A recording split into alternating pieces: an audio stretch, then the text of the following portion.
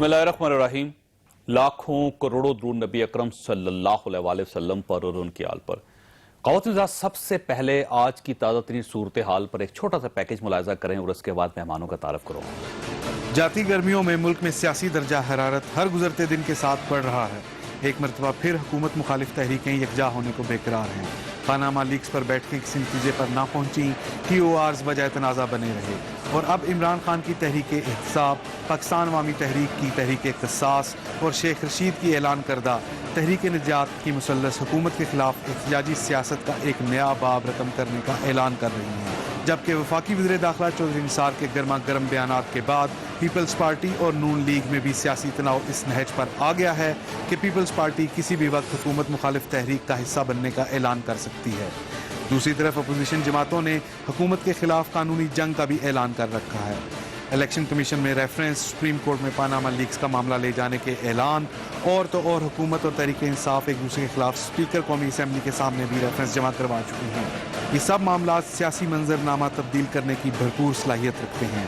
सियासी तज्जियाकार भी अगस्त और सितंबर के महीनों को इंतहाई अहमियत का हामिल करार दे रहे हैं। कोयटा धमाके के बाद कौमी सलामती से मुतल्लिक आला सतह के कई इजलासों के बाद नेशनल इलेक्शन प्लान पर अमल दरामद के लिए टास्क फोर्स की सरबराही मुशीर कौमी सलामती नासिर जिंजुआ को सौंप दी गई है, जबकि अपोजिशन नेशनल इलेक्शन प्लान को नाकाम करार देते हुए हुकूमत को इस नाकामी का जिम्मेदार करार दे रही है और सिविल मिलिट्री ताल्लुकात में खराबी की निशानदही कर रही है।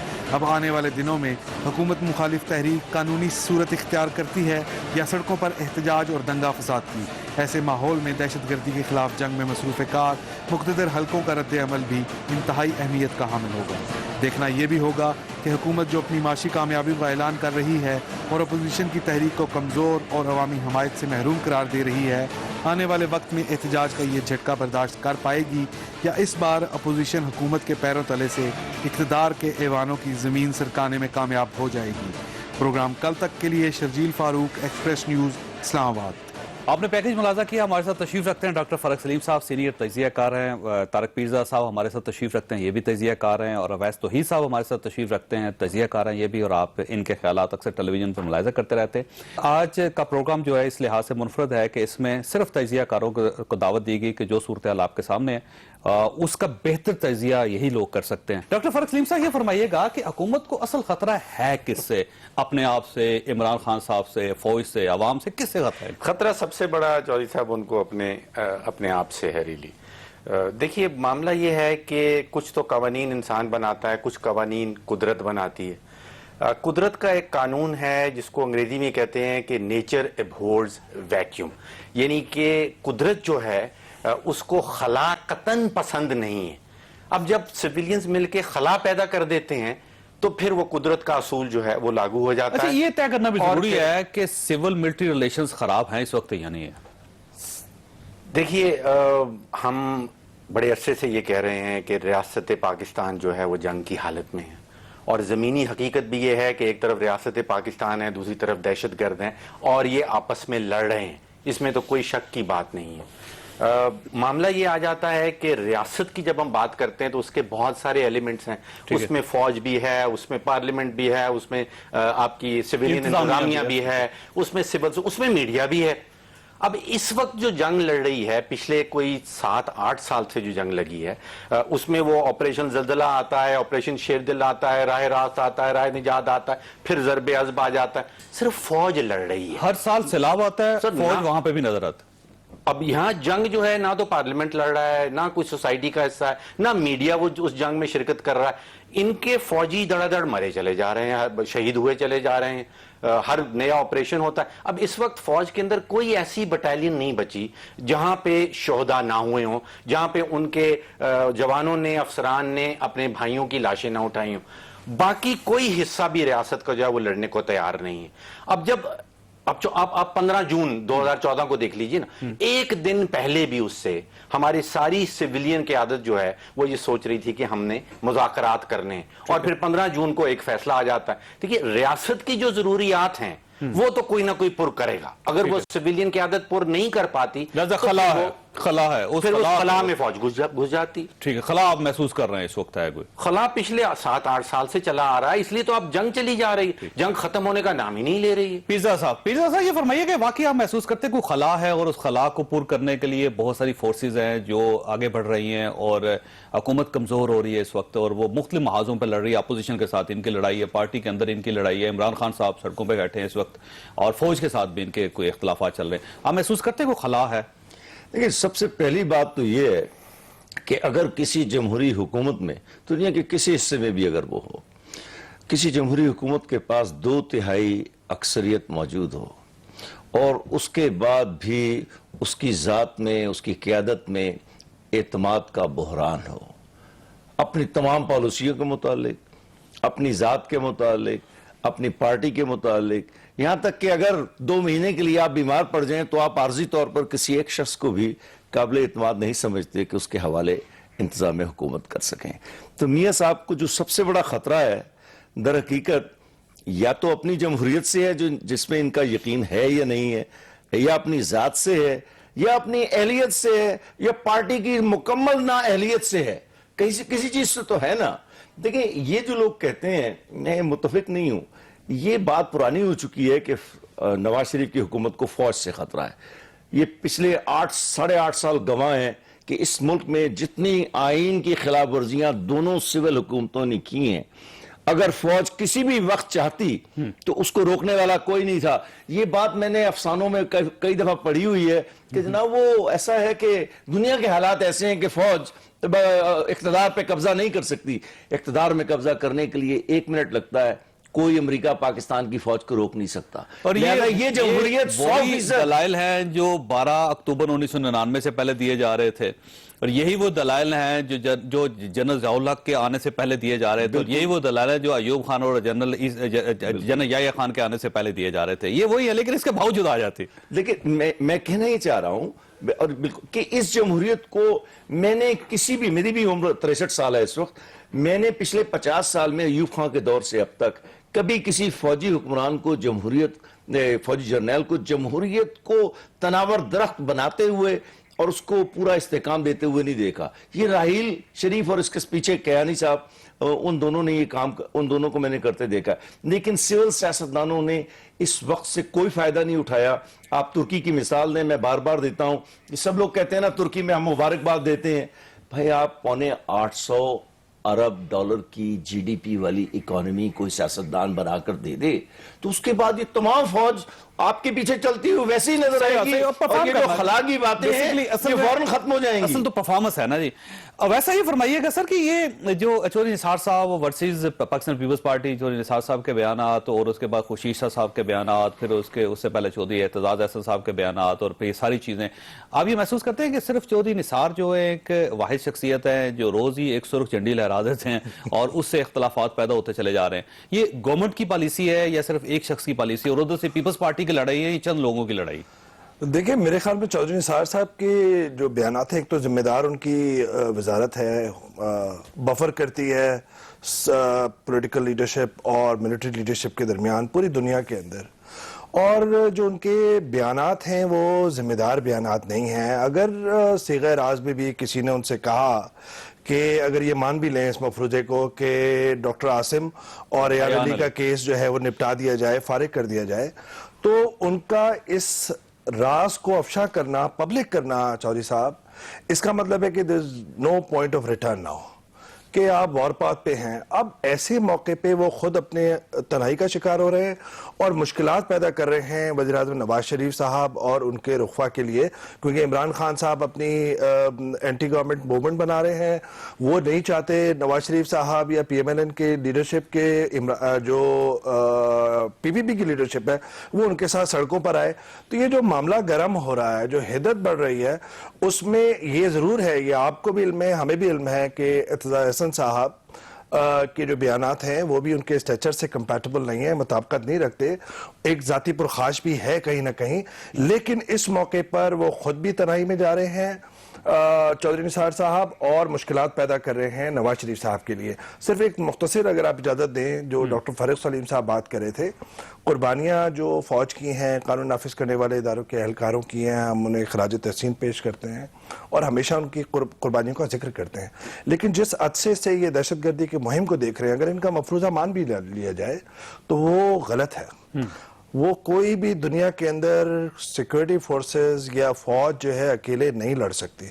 कल भी जनरल राहिल शरीफ साहब का बयान आया, अब आप ये देख लीजिए, तब जीतती है फौज। वकला जो है, दर्जनों वकला जो वो शहादत का लकब लेने नहीं गए थे, वो अपनी फातिहा ख्वानी नहीं कराने गए थे, वो सोसाइटी, सिविल सोसाइटी में वैक्यूम करने नहीं गए थे। एपीएस के बच्चे जो है वहाँ पे तालीम करने गए थे। उनकी कुर्बानियों को हम याद करते हैं और उस जो गलतियां हमसे हैं उससे आगे बढ़ते हैं। वे फॉरवर्ड इस हदसे से नहीं होगा, वे फॉरवर्ड इस वजह से होगा कि जब तक सियासी और मिलिट्री लीडरशिप एक पेज पे हो, एक पेज का मतलब सिर्फ दहशतगर्दी के खिलाफ, बाकी उनके इख्तलाफात हो सकते हैं इंडिया से, अफगानिस्तान से ताल्लुकात पे, अमेरिका से ताल्लुकात पे, सीपैक के मामले पे कहीं ना कहीं इख्तियारात में तहफ़्फ़ुज़ात हो सकते हैं, लेकिन दहशतगर्दी और इंतहा पसंदी, शिद्दत पसंदी का खात्मा उसी तरीके से होता है जब सारी पॉलिटिकल लीडरशिप ब्लेम गेम में ना आए और मिलिट्री लीडरशिप जो है, फौज, पुलिस, इंटेलिजेंस इदारे, गवर्नमेंट के दूसरे इदारे, पूरी रियासत, आवाम, जब तक ये सब लोग मिलेंगे नहीं, ये मसला हल नहीं हो सकता। दहशतगर्दी के मामले पे एक शख्स को एक डिपार्टमेंट नहीं कर सकता। डॉक्टर साहब ये फरमाइएगा कि एक परसेप्शन ये है कि गवर्नमेंट परफॉर्म नहीं कर पा रही और अपोजिशन जो है उनकी तरफ से भी एतराज किया जाता है कि फेल्ड गवर्नमेंट है कंप्लीटली। इमरान खान साहब वो कहते हैं करप्ट भी हैं, फेल भी हैं, बाकी सब मामलात भी इमरान खान साहब की तरफ से भी आ गए। लेकिन जब ये आवाम के पास जाते हैं तो आवाम के पहले से ज्यादा वोट दे देते हैं इनको। कश्मीर के अंदर जो इनकी विक्ट्री है वो इन्होंने खुद भी तसव्वुर नहीं किया था कि हमें इतने वोट मिल जाएंगे वहां से। तमाम बाई इलेक्शंस जहां जहां ये लड़ते हैं वहां पे वोट मिल जाते हैं इनको, और अगला 2018 का इलेक्शन अगर इन्हीं हालात में होता है तो आवाम फिर इनको वोट दे देगी। तो अब ये समझ नहीं आती कि आवाम इतने बैड गवर्नेंस वाले लोगों को, इतने बैड परफॉर्मेंस करने वाले लोगों को क्यों वोट दे रहे हैं फिर? देखिए, एक तो मामला ये है कि आपका सवाल जो है वो ये पूछ रहा है कि पाकिस्तानी वोटर जब डब्बे के पास जाता है और वोट डालता है तो वो उसके डिसीजन मेकिंग प्रोसेस, जो उसका फैसला साजी का अमल है, उसमें वो क्या सोचता है। देखिए, करप्शन उस मामले में तरजीहात में नहीं आता कि नंबर 1 आप ये सोचेंगे ये करप्ट लोग हैं, इनको मैं वोट डाल रहा हूं। देखिए, हमारे पास 272 हल्के हैं जहां से डायरेक्ट इलेक्शन लड़ा जाता है, उसमें से कोई 190 जो हैं वो दही हैं। अब दही इलाकों में क्या होता है कि आपने आपकी थाना कचहरी में अगर मेरा कोई कजन चला जाएगा थाने में, उसको कौन छुड़ा के लाएगा। थाना कचहरी का मामला है, वहां पे लंगर चलते हैं, उनका मामला है। आपने रियासती असासाजात को किस तरह बंटवारे में करना है, उनका मामला है। सर शहरों से ज्यादा जीत रहे हैं। देखिए, ये तो वोटिंग बिहेवियर का मामला है। वोटिंग बिहेवियर में पाकिस्तान में करप्शन नंबर 1 नहीं आती। जो इस वक्त इशू है चौधरी साहब, रियली वो है एतमाद के फुकदान का।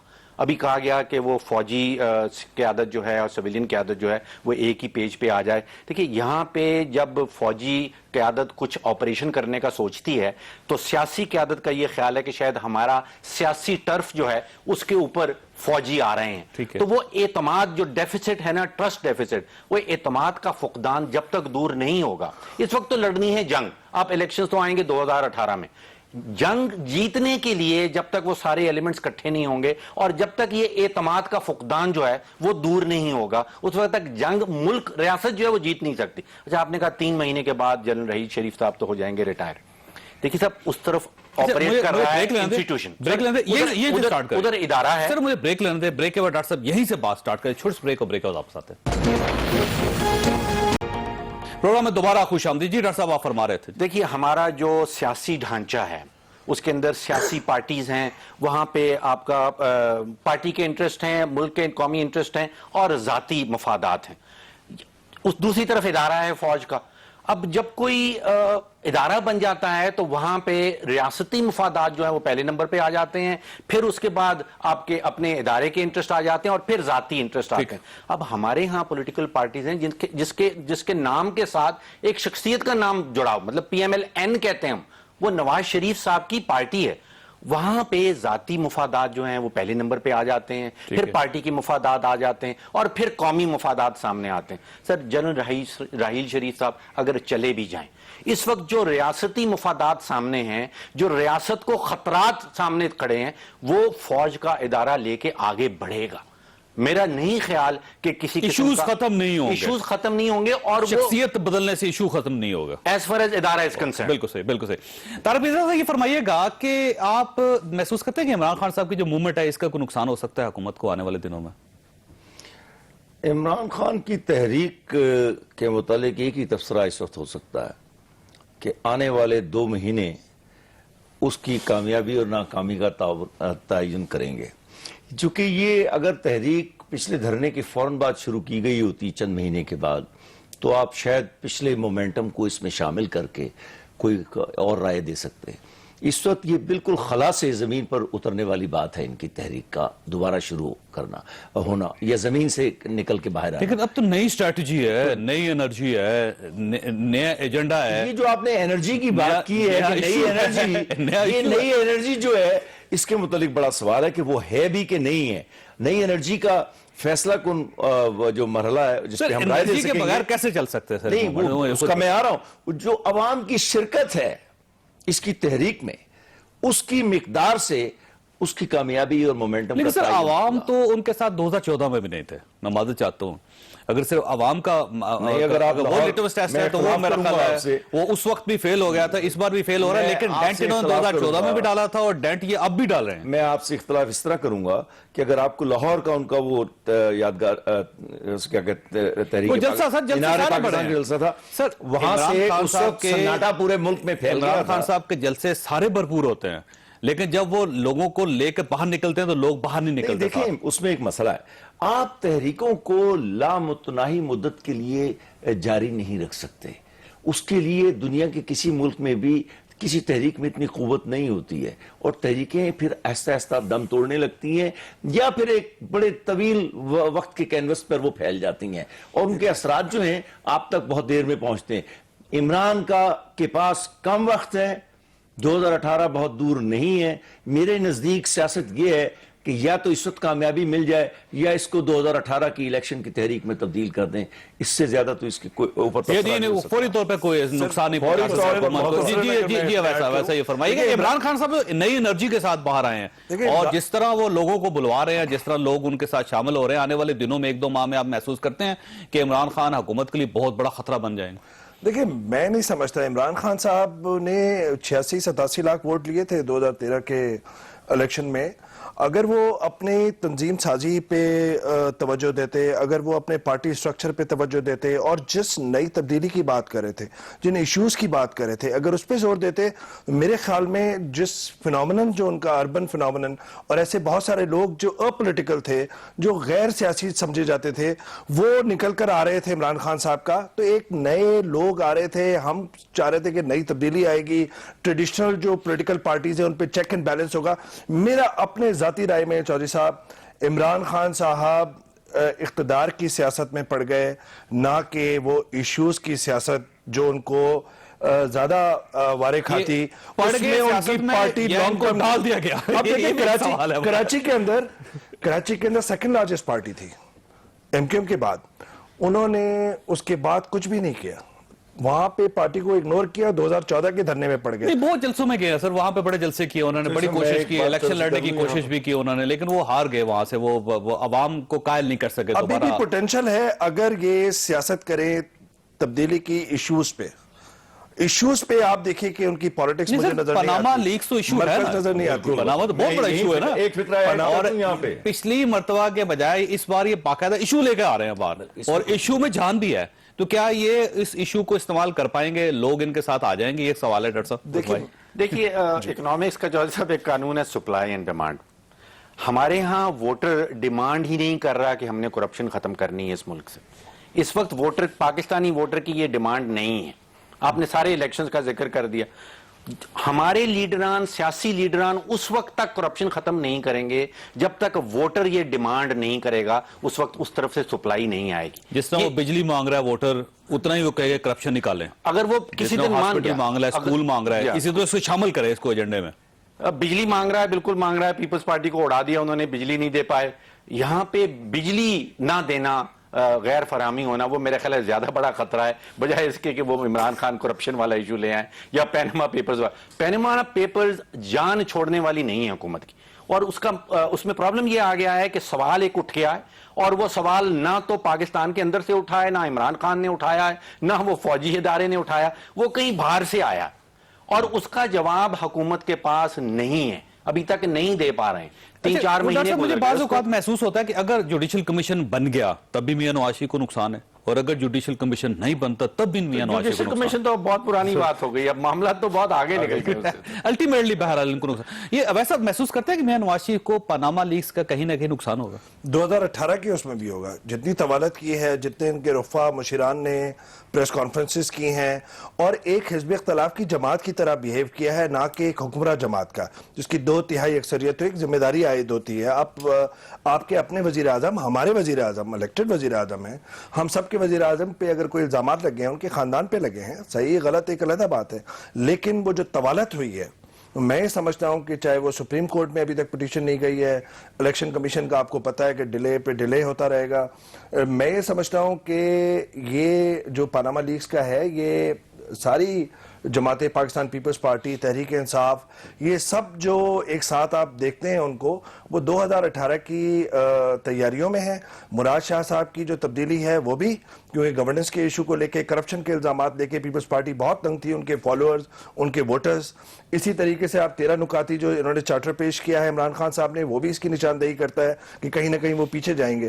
تو یہ ایک طرح سے پریشر ٹیکٹکس کے طور پہ استعمال کر رہے ہیں یہ سیاسی جماعتیں، جو کارنر کر رہے ہیں نواز شریف صاحب اور ان کی جماعت کو، چودھری صاحب، اور ساتھ میں یہ کہ یہ جو پاناما لیکس کا ایشو ہے وہ پیچھا کرے گا، ہارن کرے گا 2018 کے انتخاب۔ 2018 تک بھی میں آؤں گا۔ طارق صاحب آپ کی طرف بریک لینی ہے میں نے، لیکن اب ایک نکتہ یہ ہے کہ عمران خان صاحب بار بار یہ کہہ رہے ہیں کہ سپریم کورٹ کو سو موٹو لینا چاہیے اس پہ، یہ بھی ایک بڑا الارمنگ ہے کہ جو ان کا بار بار مطالبہ کیا جا رہا ہے، اور اگر فرض کیجئے کہ سپریم کورٹ اس پہ سو موٹو لے لیتی ہے تو اس کی کیا صورتحال ہوگی؟ یہ بھی ایک سوال ہے آپ کے پاس چھوڑ کے جا رہا ہوں۔ چھوٹی بریک، اور بریک کے بعد واپس آتے ہیں۔ پروگرام میں دوبارہ خوش آمدید۔ یہ فرمائیے گا طارق پیرزادہ صاحب کہ اگر سپریم کورٹ آف پاکستان نے سو موٹو لے لیا، اور یہ بھی ذہن میں رکھیے گا کہ چیف جسٹس آف پاکستان، موجودہ جو چیف جسٹس آف پاکستان، ان کے پاس بھی کوئی زیادہ ٹائم نہیں ہے۔ دیکھیں، اصل بات یہ ہے کہ نواز شریف کو جو متعدد خطرات ان کو اپنی ذات سے متعلق محسوس ہوتے ہیں، وہ تمام اپنی جگہ درست بھی اگر ہوں تو میرے نزدیک نواز شریف کو سب سے بڑا جو خطرہ ہے اصل میں سپریم کورٹ میں جانے والے مقدمات سے ہے، الیکشن کمیشن کے پاس نہیں، یہ ریفرنس جو اسمبلی میں جا رہے ہیں ان سے نہیں، سپریم کورٹ کے پاس جانے والے، جن میں افتخار چودھری کا مقدمہ سب سے اہم مقدمہ ہوگا، بلکہ شاید عمران اور دوسروں کے مقدمات اس میں شامل ہو جائیں گے۔ اس مقدمے کو کسی بھی صورت میں انور جمالی کی عدالت جو ہے اور ایشوز کی طرح نظر انداز نہیں کر سکتی۔ اگر اس وقت اس مسئلے کو جو کرپشن کا مسئلہ ہے، اور عمران کی سیاست بنیادی طور پر میں دوبارہ دہرا دوں آپ کی تائید کرتے ہوئے، ایشوز ہی کی سیاست ہے، بلکہ پہلا سیاستدان ہے جس نے پاکستان کی تاریخ میں ایشوز کی سیاست کی ہے، تو میں یہ سمجھتا ہوں کہ 100% اس بات کا اندیشہ ہے کہ اس پاناما لیک کے مسئلے پر ان مقدمات کے نتیجے میں میرے نزدیک بہت بڑا خطرہ جو ہے وہ باقی کوارٹر سے اتنا نہیں ہے جتنا کہ سپریم کورٹس کی طرف سے آنے والے کسی فیصلے میں ہے۔ ٹھیک، ڈاکٹر صاحب یہ فرمائیے گا کہ عمران خان صاحب کی جو اس وقت موومنٹ ہے، اس کے اندر کچھ چیز مسنگ ایلیمنٹ ہے، آپ یہ محسوس کرتے ہیں اگر وہ ایڈ کر لیں تو کامیاب؟ پہلے میں تھوڑا سا ویس صاحب سے اختلاف کر لوں، میں نہیں سمجھتا ہوں کہ اپوزیشن کی ساری جماعتیں ایک ہی پلیٹ فارم پہ کھڑی ہیں۔ میں سمجھتا ہوں کہ اگر ہم نے سیاسی ڈھانچے کو ترازو میں ڈالنا ہے تو ایک پلڑے میں وہ لوگ ہیں جو سٹیٹس کو کے حامی ہیں، جو چاہتے ہیں کہ جس طرح پاکستان پچھلے 70 سالوں سے چل رہا ہے اسی طرح چلتا رہے،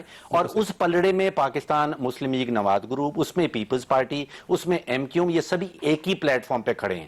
اس میں کرپشن کا ذکر کر لیں، اس میں آپ سیاست اور بزنس کا گٹھ جوڑ کر لیں، اس میں سیاست اور دہشت گردی کا گٹھ جوڑ کر لیں، یہ تینوں پارٹیاں جو ہیں یہ ایک ہی پلیٹ فارم پہ کھڑی ہیں، یہ پی ٹی آئی کے ساتھ نہیں ہے، پینما پیپرز کے ایشو کے اوپر بھی پی ٹی آئی کے ساتھ نہیں ہے، وہاں پہ پارٹی ایک ہی کھڑی ہے جو پی ٹی آئی ہے۔ اس میں کمزوریاں بہت ساری ہیں پی ٹی آئی کے اندر، بہت ساری کمزوریاں ہیں. ایک تو وہ جو 190 حلقوں کا میں نے ذکر کیا، وہاں پہ ان کا نیٹ ورک نہیں ہے. وہاں پہ پی ایم ایل این کا نیٹ ورک بہت سٹرونگ ہے، اور وہ نیٹ ورک وہی ہے تھانہ کچہری، آپ کی لنگر بازی، اور آپ نے ریاستی اساتذہ جات کا بٹوارہ کس طرح کرنا. وہ برادری کا بہت بڑا رول استعمال کیا برادری کا بہت بڑا. اچھا، اور رانے کے مقابلے میں رانا کھڑا کر دیتے ہیں، سید کے مقابلے میں سید کھڑا کر دیتے ہیں، چاٹ کے مقابلے میں چاٹ کھڑا کر دیتے ہیں. اس کو عمران خان ہی سمجھتے اب سینسس کیوں نہیں ہو رہا؟ دیکھیے اگر سینسس آج ہوتا ہے، ہم سینسس 1988 میں بیٹھے ہیں جہاں پہ جو آپ کی دیہی آبادی ہے وہ 70% گنی جا رہی ہے.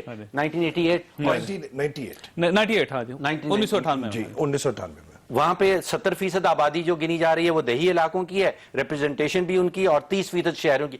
یہ کم سے کم 60-40 تو ہو چکا ہوا ہے، 100%. کم سے کم 60-40 ہو چکا. اور جو جیسے آپ نے ایشوز کا ذکر کیا، جو شہری علاقے ہیں وہاں پہ ایشوز کی سیاست پہ ووٹ ملتا ہے، دیہی علاقوں میں ایشوز کی سیاست کے اوپر ووٹ نہیں ملتا. اچھا، اس میں ویسا بھی ایک اور نیا فینامنا جو ڈیولپ ہو رہا ہے، اور بہت سی پارٹیز ایسی ہیں جو بار بار اس نقطے کو اٹھا رہی ہیں، اور یہ نقطہ اس میں جان بھی بہت ہے. وہ یہ کہتے ہیں کہ پاکستان مسلم لیگ نون کے پاس صرف پنجاب کا مینڈیٹ ہے، کیونکہ پنجاب میں انہوں نے میکسیمم سیٹس حاصل کر لی، اور اس کے بعد وفاق میں انہوں نے حکومت بنا لی، اور باقی 3 صوبے جہاں پہ ان کی بہت زیادہ اکثریت نہیں ہے ان کو بھی یہ ڈرائیو کر رہے ہیں. تو یہ ایک سوال ہے جو آگے آنے والے الیکشن میں اٹھایا جائے گا بار بار، کہ کیا ایک صوبے کے ہاتھ میں یہ اختیار دینا چاہیے کہ وہ پورے وفاق کو ہائی جیک کر لے. یہ بھی ایک سوال ہے نا، اور میرا خیال ہے پاکستان مسلم لیگ نون کو سوچنا پڑے گا اس کے بارے میں. دیکھیے وقت کے ساتھ ساتھ جو ہے وہ آپ چاہے پاکستان پیپلز پارٹی کو دیکھ لیں، ان کی پولیٹکس بھی سمٹ گئی سندھ کے اندر. اسی طریقے سے اے این پی کی کہیں نہ کہیں خیبر پختونخوا میں سر صوبائی حکومتیں ٹھیک ہے، صوبائی حکومتوں کے حساب سے سندھ کی بنیاد پہ آپ وفاق میں حکومت نہیں بنا سکتے. آپ سندھ میں میکسیمم سیٹس حاصل کر لیں، قومی اسمبلی کے لیے نہیں بن سکے. پنجاب میں اگر آپ نے حاصل کر لی 90% سیٹس تو آپ وفاق میں دیکھیں پاکستان مسلم لیگ کا یہ مسئلہ رہا نا کہ انہوں نے سندھ کے اندر جو لوگوں کا چناؤ کیا، وہ لوگ جو عام لوگ تھے، میں خود سندھ سے میرا تعلق ہے، ان کو ناپسند کرتے تھے. کون ممتاز بھٹو کو ووٹ دے گا، کون ان لوگوں کو ووٹ دے گا؟ وہ بڑے پولیٹیکلی کانشیس لوگ ہیں، اور ان کے پاس آلٹرنیٹ بھی ہے. تو پی ایم ایل این اور پی ٹی آئی دونوں نے باقاعدہ آرگنائز طریقے سے کوشش نہیں کی ان روڈز بنانے کی سندھ کے اندر، تاکہ وہاں پہ چیک اینڈ بیلنس رہتا ہے. دیکھیں پولیٹکس کے اندر اپوزیشن پارٹیز اور مختلف پارٹیز کا چیک اینڈ بیلنس ہی تو آگے لے کے جاتا ہے سیاسی نظام کو، وہ نہیں رہا. اسی طریقے سے آپ دیکھ لیجئے کہ خیبر پختونخوا میں بدقسمتی سے وقت کے ساتھ ساتھ ہمارا جو الیکشن کا جو پروسیس ہے وہ رزلٹ اورینٹڈ رہا ہے، اور کانسٹیٹوئنسی ٹو کانسٹیٹوئنسی مینیج کرنے کا ہوا ہے. پیپلز پارٹی نے بھی یہی کیا، کہیں مہروں سے جو نظریاتی بنیاد پہ یا ایشوز کی بنیاد پہ نہیں رہا. دوسری جانب فاروق صاحب جو صرف بات کر رہے تھے، انہوں نے ایک اپنے اس میں بیانیے کے اندر کہیں نہ کہیں پاکستان مسلم لیگ نون کو بھی، پیپلز پارٹی کو بھی سیاست اور دہشت گردی سے جوڑا. وہ مجھے میں سمجھتا ہوں کہ نامناسب ہے. چیزوں کو تبدیل کرنا پڑے گا اس ملک میں. دوسری بات اس طرح نہیں چل سکتی. بہرحال یہ ایک حقیقت ہے کہ جو موجودہ صورتحال ہے پاکستان مسلم لیگ نون کی اور پیپلز پارٹی کو کسی کی بھی ہو، ان کو دیکھیں اب اس طرح نظام نہیں چل سکے، آپ کو تبدیل کرنی پڑے گی سوچ. بالکل. دیکھیں یہ کہنا کہ دیہی علاقوں میں، ہمارا خود تعلق دیہی علاقوں سے ہے، دیہی علاقوں میں شعور نہیں ہے، یہ بات نامناسب ہے. بہت شعور ہے، سیاسی شعور. یہ ضرور بات ہے کہ وہاں برادری سسٹم ہے، کاسٹ سسٹم ہے، وہ ایک اپنا رول لیکن سر وہ کاسٹ سسٹم ہوگا، برادری سسٹم ہوگا، شعور نہیں ہوگا. میں معذرت چاہتا ہوں، شعور کا مطلب یہ ہے کہ آپ ان چیزوں سے بالاتر ہو جائیں. اگر آپ ان چیزوں سے بالاتر نہیں ہیں تو پھر اس کا مطلب یہ ہے کہ شعور ابھی بہت دور ہے. آپ دیکھیں ریاست اور لوگوں کے درمیان عدم اعتماد کس بات پہ ہے کہ بنیادی سہولیات جو ریاست کو پرووائڈ کرنی ہے، فراہم کرنی ہے، چوری صاحب، وہ پیٹی کانٹریکٹرز کے تھرو ہو رہا ہے. پانی ہم منرل واٹر پیتے ہیں، اسپتال جانا ہو پرائیویٹ اسپتال جاتے ہیں. تعلیم جہاں پہ میری نسل نے، آپ کی نسل نے، ہم سے بڑی نسل نے گورنمنٹ اسکولوں میں تعلیم حاصل کی، اب وہ پرائیویٹ اسکولوں میں چلی گئی. تو سڑکوں کا کوئی نظام نہیں ہے. تو بات یہ ہے کہ ریاستی اداروں، حکومتوں کی بنیادی ذمہ داری ہے کہ وہ ایشوز ایڈریس کریں تاکہ اعتماد ہو. ایشو یہ ہے کہ ہمارا جو سسٹم ہے نا، گورنمنٹ کا سسٹم، وہ ڈھیلا ہو چکا ہے. اب اس میں جان نہیں بچی، اس کو دوبارہ بنانا پڑے گا آپ کو، یا پھر اس میں دوبارہ ایک روح پھونکنی پڑے گی جو ظاہر ہے ابھی حکومت نہیں کر پا رہی. میں وقفہ لوں گا طارق صاحب، پھر آپ کی طرف آؤں گا. چھوٹے بریک کے بعد آپ آتے ہیں.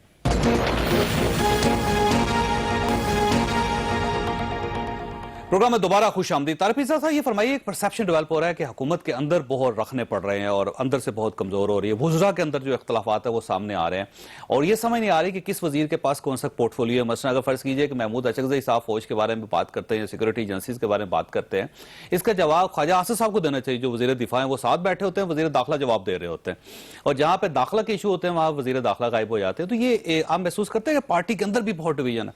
ये डिवीजन की बात नहीं। अगर ख्वाजा आसिफ के बयानात आपको याद हों, मैं जुज़वी सा इसका एक जवाब देता हूं, फिर इसका मुकम्मल जवाब देते हैं।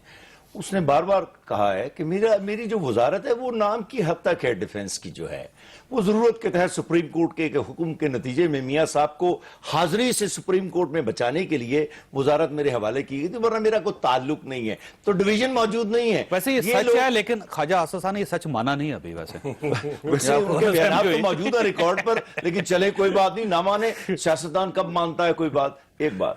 दूसरी बात यह है कि पाकिस्तान का सियासतदान जहां तक फौज का ताल्लुक है उसके खिलाफ तकरीबन 90% फौज के खिलाफ मुत्तहिद हैं। अगर आप मिसाक जमहूरियत को देखें गौर से, वो मुल्क की इर्तिका फौज के खिलाफ नहीं, फौजी मार्शल लॉ के खिलाफ मेरा ख्याल है। नहीं, वो आप उसका जो मर्जी कह लें, इंटरवेंशन के खिलाफ। हकाइक यही है कि फौज के साथ ये फौज को अपना मुखालिफ ग्रोह समझते हैं। मैं इसको बिल्कुल ही बरहना तरीके से बयान कर देता हूं। चुनांचे आप देखिए उस मिजाक जमहूरियत की जो रूह है वो है क्या, कि हमने किसी सूरत में भी वो हालात नहीं पैदा होने देने जिसमें हमारी पसंद की जो जमहूरियत है, वो जो मगरबी जमहूरियत नहीं, हमारी पसंद की जो जमींदाराना जमहूरियत है, ये सनतकाराना जमहूरियत है, इसको नुकसान ना पहुंचे। चुनांचे आप मुशर्रफ के दौर की भी निचली सतह की जमहूरियत को ले लें, जरदारी की जमहूरियत को ले लें, ये 8.5 साल गुजर चुके हैं। सियासतदान पाकिस्तान का पाकिस्तान में स्टेटस को का हामी है। एक दिन भी इस मुल्क के हालात में पाकिस्तान का कोई सियासतदान, इमरान को जब मौका मिलेगा उस वक्त हम देखेंगे जो लोग आजमाए जा चुके हैं, वही चेहरे उनके साथ भी हैं जो दूसरी पार्टी से। मैं कहता हूं कि ऊपर की एक शख्सियत जो है, ऊपर की एक शख्सियत है ना इमरान, तो मैं कहता हूं कि मैं 20% देने के लिए तैयार हूं, लेकिन बकाया तो बार बार आजमाए जा चुके हैं और इनकी फितरत में ये शामिल नहीं है कि इन्होंने अपना सिंध में तब्दीली आने देनी है। ये पिछले दिनों एक बड़ा दिलचस्प वाकया हुआ, ये बड़ी खौफनाक बात है। कौमी असेंबली में पाकिस्तान के इत्तेहाद को पाकिस्तान की जमहूरियत से बड़ा खतरा है। डॉक्टर साहब, एक मेशत के मामले में एक सवाल है छोटा सा, कि हुकूमत हमेशा ये कहती है कि माशी सरहदों पे हमने बहुत कामयाबियां हासिल की हैं। क्या महसूस करते हैं कि इनकी जो कामयाबियां हैं उसमें वाकई कुछ जान है? चलिए सब, पहली बात तो ये कि मैं नहीं समझता हूं कि हमारी सियासी पार्टियां जो हैं वो एक ग्रुप हैं और दूसरी तरफ फौज खड़ी है। कोई एक फुटबॉल का फील्ड है और 2 टीमें आपस में लड़ रही हैं। इन दोनों की फील्ड्स कंप्लीटली मुख्तलिफ हैं। फौज जो है वो सियासी मैदान में नहीं है, सियासतदान सियासी मैदान में है, सियासी ढांचे में है। ये दोनों एक ही फील्ड में नहीं है, तो इनका आपस में टकराव या इनका आपस में ग्रुप बंदी हो जाना वो मुमकिन नहीं है, बिकॉज ये एक फील्ड में ही नहीं है। अच्छा, माशी हवाले से देखिए, कुछ माशी हवाले से अच्छी खबर भी है और बुरी खबर भी, खूब बुरी खबरें भी बहुत सारी हैं। अच्छी खबरें जो बताई जाती हैं कि हमारे ज़र मुबादला के ज़खायर जो हैं वो बड़े ज़बरदस्त हो गए, उसमें कोई शक नहीं, वो वाकई हो गए। अगर उनको आप IMF से जान अगर आप ढूंढना शुरू करें कि वो कैसे हुए हैं और उधार के बेसिस पे हुए हैं, तो जैसे भी हुए हैं फिर थोड़ी सी मामला देखिए, अफराते ज़र वाकई में बहुत नीचे आई है। लेकिन 3 जो बड़े चैलेंजेस मुझे नजर आ रहे हैं जो इमीडिएट फ्यूचर में आने वाले हैं और हमारी हुकूमत शायद तैयार नहीं है। आपने देखा कि जुलाई में स्टेट बैंक ने जो कहा कि हमारे फॉरेन रेमिटेंसेस जो हैं वो तकरीबन 20% गिर गए हैं। सऊदी अरेबिया में बेतहाशा लोगों को नौकरियों से निकाला जा रहा है और मेरे एस्टिमेट के मुताबिक 3 से 4 लाख पाकिस्तानी निकाले जाएंगे सऊदी अरेबिया से और 2 से 2.5 अरब डॉलर का जो हमारी रेमिटेंसेस है वो नीचे आ जाएंगे सालाना नुकसान। सालाना अभी पिछले महीने स्टेट बैंक ने दोबारा रिपोर्ट किया कि 35 साल में पहली मर्तबा इतना ज्यादा बजट हमारा ट्रेड डेफिसिट हुआ। तजारती खसारा जो है हमारा वो 35 साल में बदतरीन है। इससे ज्यादा 35 सालों में पहले कभी हुआ नहीं है। तो ये 2 या 3 बहुत बड़े बड़े चैलेंजेस हैं, ये खतरे की घंटियां हैं। 2017 में सूरत हाल खराब हो सकती है पाकिस्तान की मैशत की। अब देखिए, अगर आप पिछले साल देखिए तो जो पाकिस्तान के ऊपर पब्लिक डेट था, जो कर्जा जात थे, वो 19 ट्रिलियन पे थे। ये पिछले 1 साल में 21 ट्रिलियन पे पहुंच गए। तकरीबन 2 कुछ ट्रिलियन रुपए बोरो कर लिए गए। यानी कि आप समझिए रोजाना के 7 अरब रुपए قرضہ جات لیے جا رہے ہیں. یہ قرضہ اتنی تیزی سے بڑھ رہا ہے. پچھلے سال ہر پاکستانی بچہ، بوڑھا، مرد اور عورت کے اوپر صرف 1 لاکھ روپے کا قرضہ تھا. اب وہ ایک ہی سال میں بڑھ کے کوئی 1,14,000 روپے پہ پہنچ گیا ہے. اگر 2-2.5 سال اسی رفتار سے بڑھتے رہے تو ایک سٹیج ایسی آ جائے گی کہ ہم اپنے قرضہ جات واپس کرنے کے قابل نہیں رہیں گے. بالکل. اب ایسا یہ فرمائیے گا کہ جو اختلافات ہیں، جو صورتحال وہ آپ کے سامنے ہے، فوج کے ساتھ اختلافات لوگ کہتے ہیں کہ ہیں، اور اس کے بعد پارٹی کے اندر جو اختلافات ہیں یہ بھی لوگ کہتے ہیں کہ ہیں. پیپلز پارٹی کے ساتھ جو ان کے اختلافات چل رہے ہیں وہ بھی اب سامنے آ چکے ہیں. عمران خان صاحب کی تحریک جو وہ بھی آپ کے سامنے ہے، پاناما لیکس، وہ یہ ساری چیزوں کو ذہن میں رکھ کے آپ فرمائیے گا کہ حکومت سے ان خطرات سے نپٹنے کے لیے حکومت کے پاس کیا آپشن بچتا ہے، کیا کرے گورنمنٹ؟ دیکھیں، ایک تو سب سے بڑی بات ہے کہ جو سب سے ابھی جو امیجیٹ چیلنجز ہیں وہ تو یہ آئیں گے کہ پاکستان پروٹیکشن ایکٹ کی مدت ختم ہو رہی ہے. اس پہ حزب اختلاف کی جماعتوں کو شدید تحفظات ہوں گے اور ان کو منانا ایک بڑا ٹاسک ہوگا. دوسری طرف ملٹری کورٹس کی بھی میعاد ختم ہو رہی ہے. تو سول ملٹری جو آپ نے جس امبیلنس کی بات کی ہے اس کی ایک تاریخ بھی ہے. جیسے انہوں نے کہا، میں اس سے شدید اختلاف کرتا ہوں کہ پاکستان کو جمہوریت سے خطرہ ہے. میں ایسا نہیں سمجھتا. موجودہ پارٹیوں کے طرف سے جمہوریت سے خطرہ، یہ آپ اس طرح کہہ دیجئے، جمہوریت سے نہیں خطرہ، بلکہ پاکستان پارٹیوں کو اپنے آپ کو بدلنا چاہیے، ان کو جی بہتریاں پیدا بالکل. کرنی دیکھیے، چاہیے. وہ ہم مانتے ہیں، ہم خود سوشل ڈیموکریٹ ہیں، ہم تو مانتے ہیں پاکستان کو جو شدید خطرہ ہے وہ ہے شدت پسندی، انتہا پسندی اور دہشت گردی سے. اور دوسری جانب پارٹیز کو، جس کا یہ بھی ذکر کر رہے تھے اور فاروق سلیم صاحب بھی کہہ رہے تھے، میرے خیال میں پارٹیز کو یہ جو 8 سال کا جو جمہوری تسلسل ہے اس کو فار گرانٹڈ نہیں لینا چاہیے. ایک ایسا سیاسی کلچر پروان چڑھے جس میں نیچے کا ایک ایکٹیوسٹ جو ہے وہ بھی پارٹی کی لیڈرشپ سنبھال سکے، جس کے اندر ایشوز کی پالیٹکس ہو، جس میں مینیفیسٹو بڑا کلیئر ہو، جس میں اسٹڈی سرکلز ہوں جو ہمارے زمانے میں ہوتے تھے. نچلی سطح پر عوام کو شعور جو دینے کی بات پولیٹیکل ہے، کالجز ہوں جہاں پہ اپنے لوگوں کو پڑھائیں، وہی اس کو بقا بخشے گا. دوسری جانب پاکستان مسلم لیگ نون کے لیے اگر انہوں نے اگلے 21-22 مہینے میں اپنے، جو مجھے ان کی فیل آتی ہے، ایک جو سوچ ہے کہیں نہ کہیں کہ اگلے 21 مہینے 22 مہینے میں اپنے جو اختیارات ہیں وہ واپس لینے کی اگر ان میں ہوئی تو وہاں پہ کہیں نہ کہیں ٹکراؤ ہوگا، وہاں پہ کہیں نہ کہیں ٹینشن زیادہ پڑے گی. اس وقت سب سے زیادہ میرے خیال میں یہ ہے کہ پاکستان کی ملٹری لیڈرشپ اور نواز شریف صاحب کی قیادت میں جو لیڈرشپ ہے، پولیٹیکل لیڈرشپ، ان کو ایک پیج پہ ہونا ہے دہشت گردی کے خلاف تاکہ روڑے نہ اٹکائے جائیں. لیکن ویسا جب تک شک کی دیوار ہوگی درمیان میں اکٹھے نہیں ہو سکتے اور وہ آپ کو قربانی دینی پڑے گی اپنی انا کی، سارے اداروں کو دینی پڑے گی. دونوں طرف عدالتہ تو وقت ختم ہو گیا. میں تینوں مہمانوں کا شکر گزار ہوں. خاص طور آپ نے یہ ساری گفتگو سنی. فیصلہ آپ خود کیجئے گا. اللہ تعالیٰ آپ اور آپ کے اہل خانہ کو ہر قسم کی مصیبت سے محفوظ رکھے. اللہ حافظ.